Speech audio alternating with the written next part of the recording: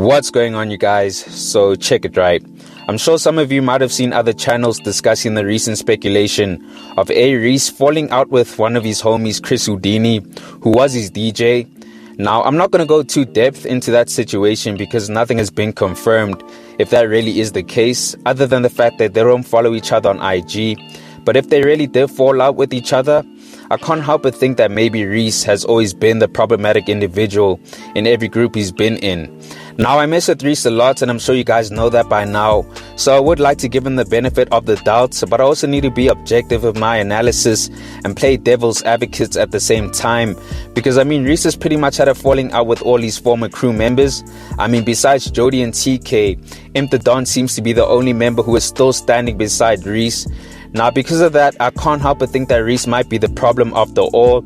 If everyone who was once around you are no longer with you anymore, while I'm more inclined to think that maybe the other crew members have some credibility to what they've said about you in the past. Just taking it a few years back, we saw Echo, Mello and Flame speak on how they were getting mistreated whilst they were still part of TWC, because if they each got booked for a gig separate from the crew, then the money they make from that gig would be theirs alone. But towards the end of their departure from the group, their separate gig money was allegedly being used for the whole crew to pay for rent and groceries. Now, apparently management was the one handling those affairs, so we can't really blame Reece for that, but they still didn't leave on the best of terms with him. Now, another member who had a falling out with Reece was Mash Beats. When Reece and Jody dropped the confrontation on Heaven Can Wait, while Mash wasn't too pleased, he even tweeted the following saying, "I'm really trying to make dope shit and feed my family. Please, it's no confrontation to me if you can't even look me in the eye. At least change your rollout plan, cause dissing niggas and playing victim every year is not progress. It's too predictable now."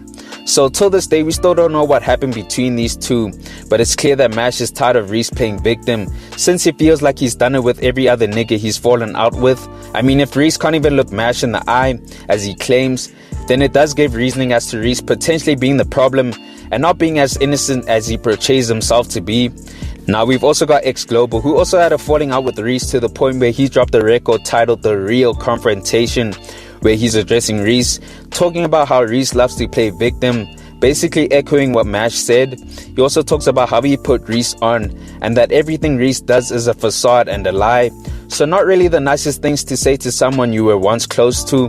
And the fact that X is echoing the same sentiments that Mash has about Reece, while it does give more reasoning for us to believe that Reece could be the problem. So when we come to words now, there hasn't really been a public display of a fallout like the other members.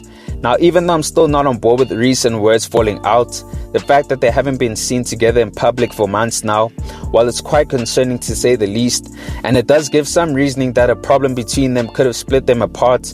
But either way, this is all just speculation.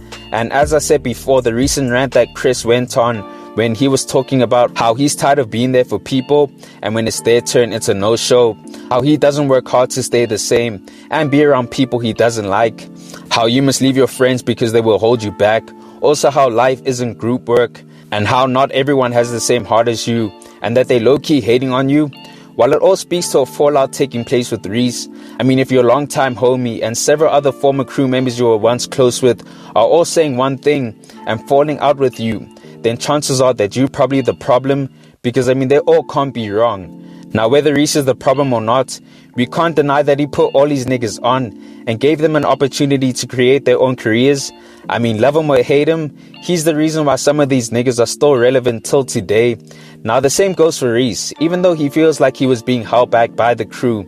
In all honesty, niggas from TWC and RBG helped and contributed to Reece's success, and there's no denying that. But you guys, let me know your thoughts on this. Based on what I just broke down, do you think Reece has always been the problematic individual in every group he's been in? Or is it just a case of him growing out of most of the friendships he's been in? Comment down below.